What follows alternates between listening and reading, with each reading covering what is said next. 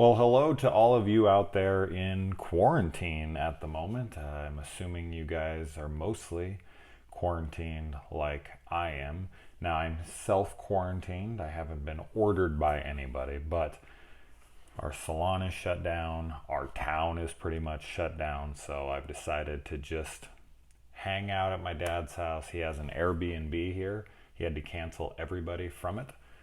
So I actually get to hang out in an Airbnb, which is like a full apartment, and I get to hang out with my family. So for me, this is just like a nice little staycation, trying to make the best of things, obviously, under not the greatest of circumstances, but you gotta play the hand you're dealt, right? And for me, this is just a nice couple weeks off of work.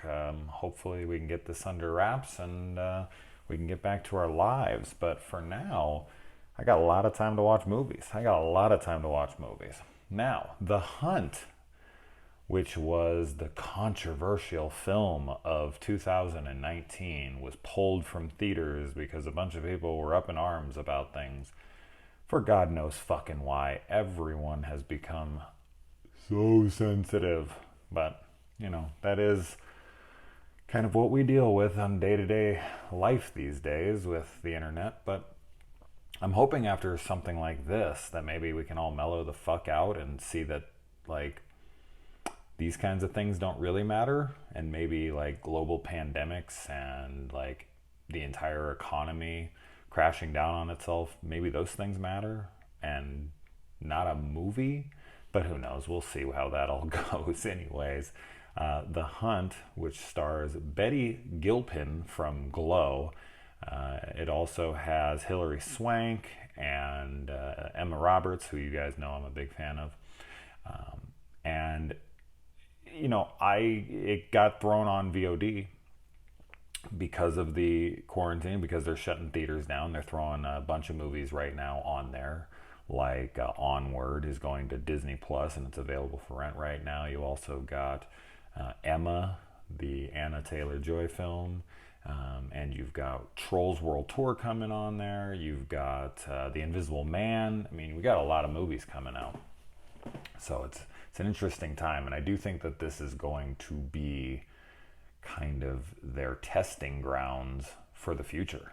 Like, even after this whole thing's cleared up, they'll see how much money this makes. Now, it'd be kind of hard to gauge because everyone's home, but I guess who wants to throw $20 down? Now, a few of my friends and I actually went in on this rental, so I didn't spend $20. I will admit we spent $6.66 a piece. I actually spent a little bit more because I was the one. But anyway, but yeah, this is $20. I know that's a big price tag, especially right now with everyone not being able to work. But as far as the movie goes, I enjoyed the hell out of it. Now, will you get offended? I mean, if you're a pussy, if you're a sensitive little baby, sure, I guess. But what I found, I think, like the poster says, most people were outraged by a film they never even saw. Like, so they didn't even understand what they were about to see. This film is definitely a political satire on both ends of the spectrum. Both sides are made fun of here, which I find to be very interesting because political satire did not just start. We've been making fun of this forever throughout all sorts of administrations and all sorts of political views and ideologies and stances and what. This has been going on since the dawn of film and books and whatever, as is in any country. This isn't just an American thing, obviously, and they do it in other countries right now. I just don't understand why people get so offended or outraged by things like this. Like, it's just odd to me. Like, even if it's smashing your beliefs, it's like, well, then don't watch it. Like, I don't understand the outrage. I really don't. But this movie plays out like a surviving the game. We've seen this kind of storyline before, where a bunch of people are hunted by hunters that kidnap them and put them somewhere, and they're picking them off one by one. And of course, political satire is at the forefront, and it is the opposite of what you would have maybe thought, just because the right is more known for being the gun-toting ones, and the liberals would be the ones who are being hunted, but this is flipping it on its head, and it's the liberal elites after the conservative right. And it's fairly graphic at times. I mean, I would, of course, always been better, or would have been more excited with more gore and more graphic violence and more kills, of course, but I'm pretty happy with what we got. I think the performances are all good here. The film is very self-aware. Now, Damon Lindelof, how you ever say that guy's name, who recently worked on the Watchmen television series. This is yet another one of those things where people thought they knew where this was heading, so they got all outraged about it and were, moving to Twitter, moving to anything, and blasting it, much like they did with the Watchmen's first episode. They were like, oh my God, they're shoving political messages down my throat. I don't want to listen to it, this and that. And if you jumped out of Watchmen after episode 1, you missed out, because that season was phenomenal. And it really didn't have some liberal agenda attached to it. It's just, I feel like nowadays, when anything has, if a character is gay, or if you see black people dealing with turmoil or racism, or if you, things that I've seen in movies since forever, those things were never even paid attention to once upon a time. But now if a character is gay in a movie, they're like, oh, agenda. Oh, that's it. I'm done. I'm moving to fucking Facebook. These assholes are shoving their agenda down my throat. And it's like, just because a character is gay? There's gay characters before. But no, they'll argue, and I'm sure they're already typing in the comments, no, it's about how it's done now, and no, can't you see the difference? Okay, sure, I guess. If you're going to be that outraged, don't bother. I'm not going to read you're not going to read your diatribe. I don't give a fuck. You're a pussy. You're a coward. Stop. Just knock it off. All of this stuff is outrageous to me. And as I said, when we're sitting here in a quarantine, and my father has just come off of cancer treatment, and he's getting better, and he is better. And I have grandparents who have diabetes and breast cancer.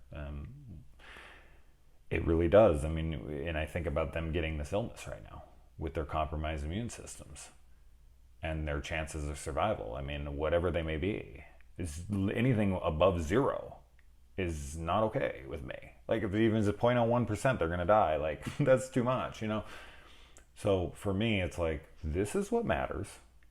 Somebody making a movie that offends liberals or conservatives or any other spectrum of fucking political ideology, I don't care. You're being a baby.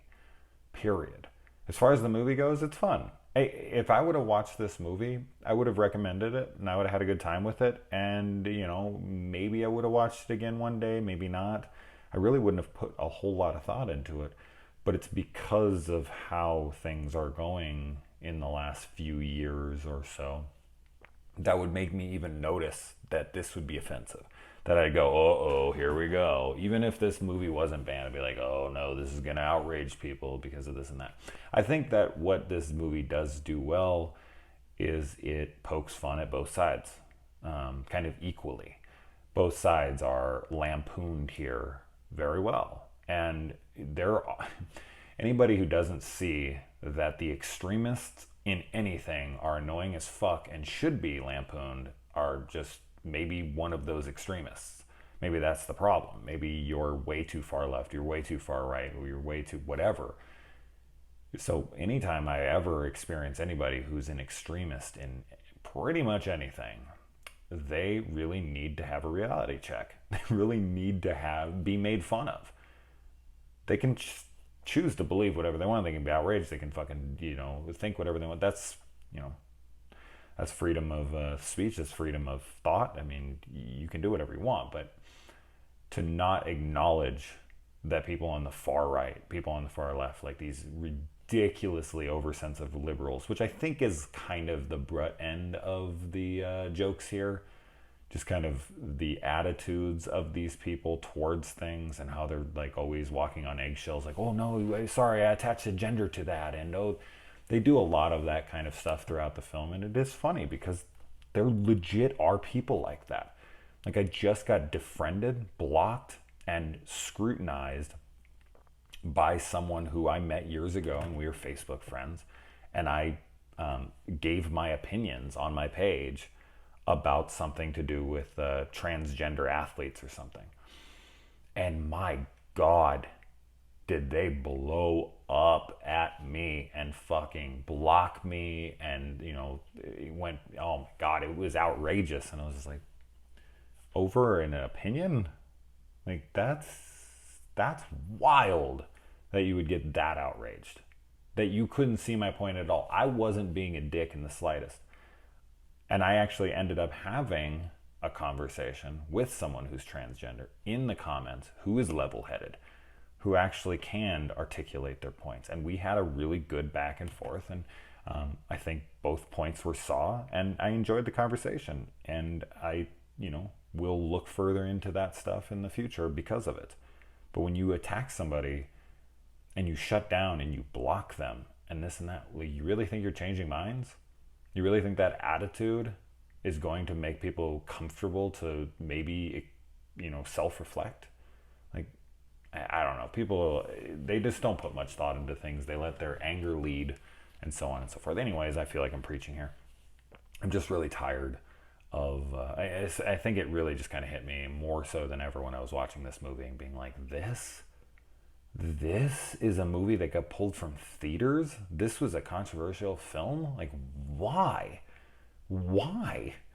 You can't make fun of you can't even talk about politics anymore. You can't bring up anything that's considered taboo, I suppose. Like, what? What do you want your movies to be? Like, seriously. Like, I don't know, man. It all is so frustrating to me. But overall, I had a good time. I know that was really what this review was supposed to be, and I'm sure people who don't know my channel are like, oh my God, shut the fuck up. Or even maybe some people who like my channel, I don't know. But of course I had to bring this up. This had to be at the forefront of it because it is the main thing attached to this film is the controversy. And I don't see the necessity for it. But I rarely ever do. It is pretty rare that I'm ever on the side of like, uh-oh, they shouldn't have done that. I mean, it has to be egregious. It has to be offensive to the point where it's actually hurting people for real. And stuff like this just isn't. It's really not important. It just isn't. So anyways, I enjoyed it. $20.